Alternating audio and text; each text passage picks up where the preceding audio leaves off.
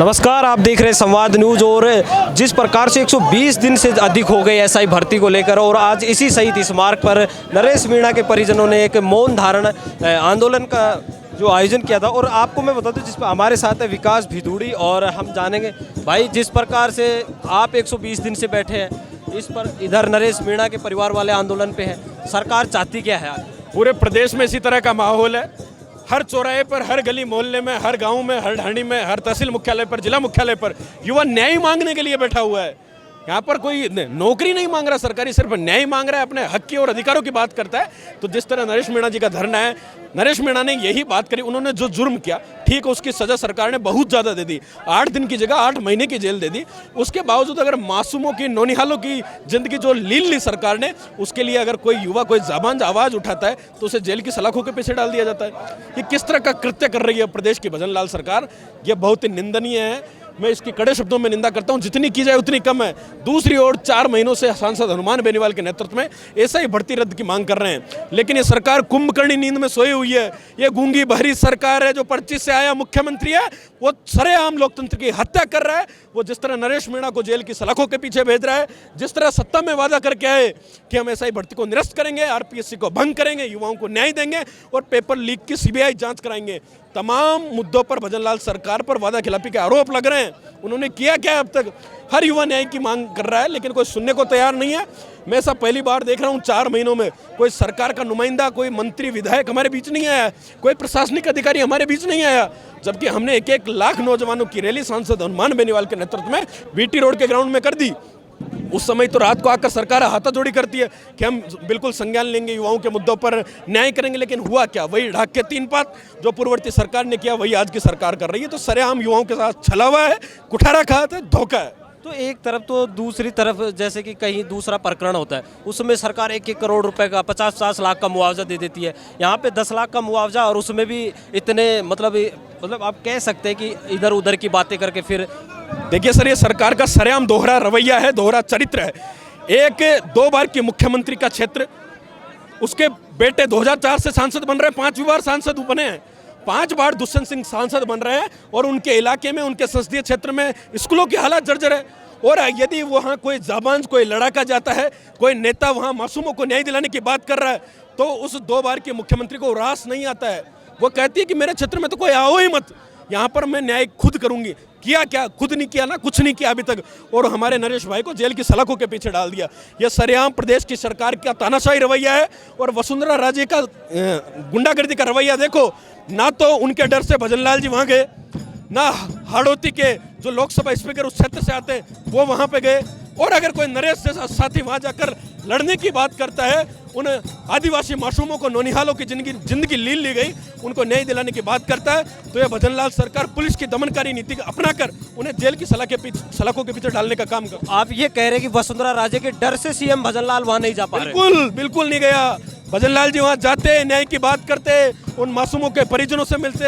अरे 2 दिन नहीं, 10 दिन बाद चले जाते। शर्म आती है क्या आपको? इतना बड़ा हादसा हो गया, 7 मासूमों की जिंदगियां लील ली। उनका क्या दोष था? उन्होंने तो बड़े सपने सुझाए थे कि पापा बड़े होके डॉक्टर बनेंगे, कलेक्टर बनेंगे, इंजीनियर बनेंगे। 2 मिनट में चकनाचूर हो गया। क्यों? सिस्टम की वजह से। उस सिस्टम ने उनकी हत्या की है। यह कोई हादसा नहीं है, यह सरेआम हत्या है, यह सुनियोजित हत्या है। और इसी तरह से नरेश मीणा की हत्या करने का प्रयास सरकार के नुमाइंदे कर रहे हैं। तो जब सरकार के पास इतना बजट होता है, इस बार तो 170 करोड़ से भी ज़्यादा का बजट है शिक्षा क्षेत्र में, और उसके बाद जो शिक्षा मंत्री है वो कहते हैं कि मैं अपनी जेब से पैसे नहीं लगा सकता, लेकिन जो पैसे हैं बजट में उसको भी खर्च नहीं कर रही। ये क्या बात है? देखिए, शिक्षा मंत्री नाम मात्र के मुख्यमंत्री है, मुखिया है। वो कहते हैं मैं कि इसकी जिम्मेदारी लेता हूँ, तो जिम्मेदारी लेते हो तो नैतिकता के नाते आप इस्तीफा दे दो।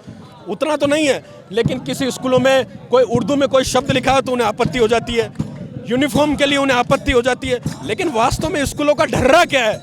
स्कूलों में शिक्षा व्यवस्था को दुरुस्त करने के लिए कोई प्रयास नहीं किया। अगर सरकारी स्कूलों में आज नेताओं के बच्चे पढ़ते, अधिकारियों के बच्चे पढ़ते, पत्रकारों के बच्चे पढ़ते, तो यह हादसा नहीं होता। तो यह हादसा नहीं, हत्या है, और हत्या सरकार के नुमाइंदों के द्वारा है। और जो उनकी न्याय के लिए आवाज़ बुलंद करने का काम करते हैं, उन पर सरकार कुठाराघात करती है। लेकिन पर्ची से अगर भजन लाल जी चुन के आए तो इसका मतलब ये नहीं कि लोकतंत्र की हत्या कर देंगे। हम कतई नहीं, ऐसा नहीं होने देंगे। जिस तरीके से 4 साल से सड़कों पर लड़ रहे हैं, पूर्ववर्ती सरकार से भी और वर्तमान की भजनलाल सरकार से भी। और 4 महीनों से शहीद स्मारक के पावन प्रांगण में बैठे, लेकिन भजनलाल जी को कुछ सूझे क्या? यहाँ पर हम पढ़ने वाले स्टूडेंट यहाँ पर धरना कर रहे हैं, लेकिन शर्म नहीं आती प्रदेश के मुखिया को, और हाथ पर हाथ रखकर बैठे हुए हैं, मूक दर्शक बने बैठे हैं, कठपुतली बने बैठे हैं। न्याय किया क्या? न्याय करोगे कब साहब? इस तरह अंधभक्ति में काम नहीं चलेगा। आपकी सरकार ने कहा था कि हम पूर्ववर्ती सरकार के कुकर्त्यों पर पर्दा नहीं डालेंगे, हम उनकी सीबीआई जांच करवाएंगे। करवाया क्या आपने? किया क्या? आरपीएससी भंग की बात आपने कही, किया क्या? नहीं किया। सिर्फ इनको लच्छेदार भाषण दिला लो और भजन भोजन और भ्रमण करवा लो, इसके अलावा कुछ नहीं आता। तो दूसरी बात ये भी है ना कि जो अभी विपक्ष की भूमिका कांग्रेस सरकार है, लेकिन उनको वोट चोरी और एसआईआर वाला मुद्दा जरूर दिखता है। एसआई भर्ती का, पेपर लीक का, रीट 2018 का, ये सभी कांग्रेस के शासन में हुए थे।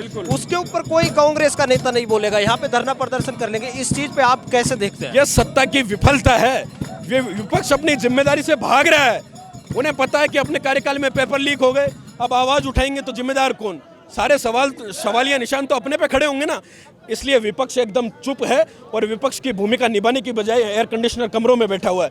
लेकिन हम विपक्ष से सवाल ना करके सत्ता पक्ष से करेंगे अभी, और सत्ता पक्ष विपक्ष की भूमिका बताकर अपनी जिम्मेदारी से भाग नहीं सकता। सत्ता पक्ष को जिम्मेदारी निभानी पड़ेगी। आरपीएससी का वादा, एसआई भर्ती का वादा, और पूरे प्रदेश में जो अन्याय और अत्याचार का खौफनाक माहौल है, जिस तरह लॉ एंड ऑर्डर मेंटेन नहीं है, प्रदेश की कानून व्यवस्था वेंटिलेटर पर है, पूरी चरमराई हुई है, और न्याय मांगने के लिए युवा दर दर की ठोकरें खा रहा है। हर चौराहे पर, हर जिला मुख्यालय पर प्रदेश में आंदोलन कर रहा है युवा, लेकिन इनकी कोई सुनने वाला नहीं है। इस प्रदेश की सरकार में कोई धनी धोरी नहीं है। तो ये थे हमारे साथ विकास भितुड़ी। और देखिए जिस प्रकार से आक्रोश है लोगों के अंदर भजनलाल सरकार के खिलाफ, क्योंकि होना भी चाहिए। अगर कोई आदमी दलित, पीड़ित और छात्रों के लिए अगर आंदोलन करता है, उसके बाद भी सरकार 120 दिन से यहाँ पे कोई मतलब सुनने के लिए नहीं आया, उनका कोई मंत्री तक नहीं आया, तो ये कहीं ना कहीं एक बड़ी बात है। और जो प्रदेश के मंत्री हैं, उनके बयान अगर आप सुनेंगे तो ऐसे ऐसे बयान है जो शायद हमने तो हमारी लाइफ में नहीं सुने होंगे और आपने भी अपनी ज़िंदगी में नहीं सुने होंगे। और आप कैसे देखते हैं इस पूरे प्रकरण को, नरेश मीणा, साथ ही साथ एसआई भर्ती को, और कमेंट करके जरूर बताइएगा। धन्यवाद। भारत का सबसे तेजी से बढ़ता हुआ डिजिटल न्यूज चैनल, जिसका परिवार 4,17,000 लोगों से भी ज्यादा बढ़ रहा है, वो संवाद न्यूज चाहता है हर जिले और हर राज्य में मीडिया पार्टनर्स। तो अगर आप बनना चाहते हैं संवाद न्यूज के पार्टनर्स, तो कांटेक्ट करें नीचे दिए गए नंबर्स पर। इसके अलावा अगर आप वीडियो एडिटर बनना चाहते हैं या फिर न्यूज इंडस्ट्री में बतौर इंटर्न सब सीखना चाहते हैं, तो संवाद न्यूज के जयपुर हेड ऑफिस में काम करने के लिए संपर्क करें स्क्रीन पर दिए गए नंबर पर।